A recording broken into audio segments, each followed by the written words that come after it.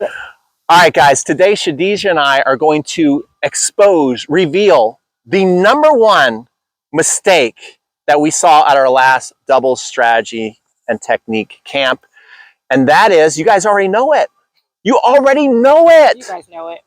No man's land. You know not to be in no man's land. You know, right? Get out of there. They're still in no man's land, right? All weekend? How do we get them to get out of there? Cut it out, guys. Well, we actually did, though. We got you guys to start getting out of there. We came to our camp. That's why you want to come to our camp. Look somewhere around this video and apply. But yeah, so we're going to take you through some steps. We're going to show you, first of all, why are you getting stuck in no man's land? It actually makes perfect sense, right? I know why you're getting stuck, and it's natural to get stuck. That's the first thing. We're going to show you how you're getting stuck, how to get unstuck, and then how to come train with us. So let's get started. All right, guys, it makes perfect sense why you guys are getting stuck right here in no man's lane, right?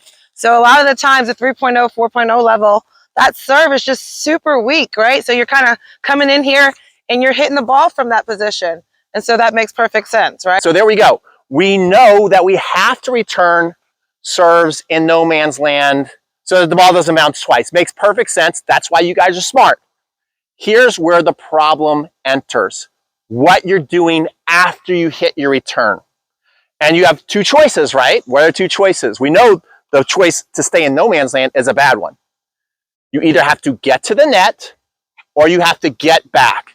First, we're going to talk about getting back, because a lot of you out there, you like your ground strokes better than getting to the net. And for a lot of you, it's going to make more sense to get into a nice one-up, one-back rally.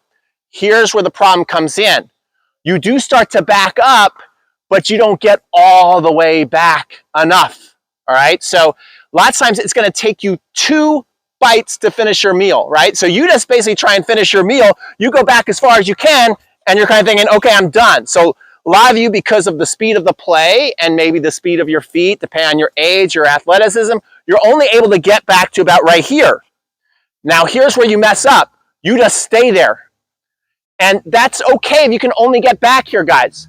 But what I want you to do is once you get back here, if the next ball comes to you, just try and get it back any way you can. And as you're completing your stroke, take that time opportunity to get back so you can see line in front of you. And be able to take like a nice 1 to 2 healthy steps back in. That's where you want it. That's how far you want to get back so that you have a guarantee that everything stays in front of you.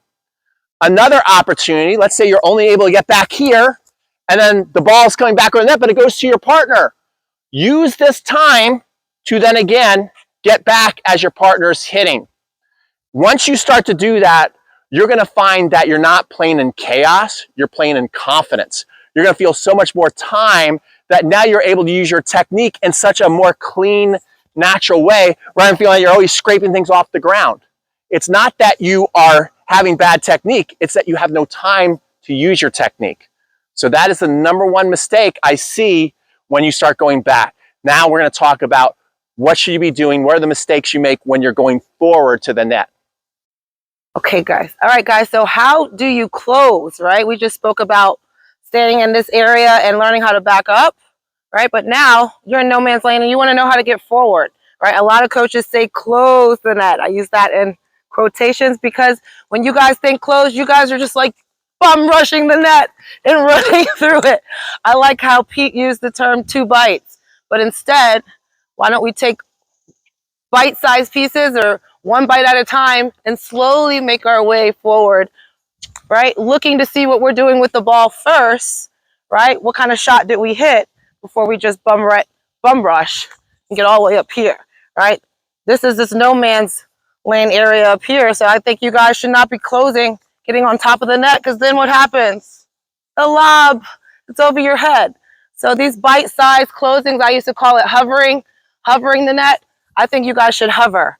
And if you can hover eye level with the net, even better. I don't know if all of us can get down this low, but if you can hover kind of like eye level with the net around here, then I think you'll have a better shot at the ball. So did we teach you something today? That was our goal, to teach you something, but I don't want you to build a sense of false confidence, because a lot of people watch this video and go, oh, I got it, coach, I got it. And then you're going to go out today and you might not have it. So that's why Shadisha and I are doing a camp, because what we find is that we teach it to you first, then we train it, and then we test it.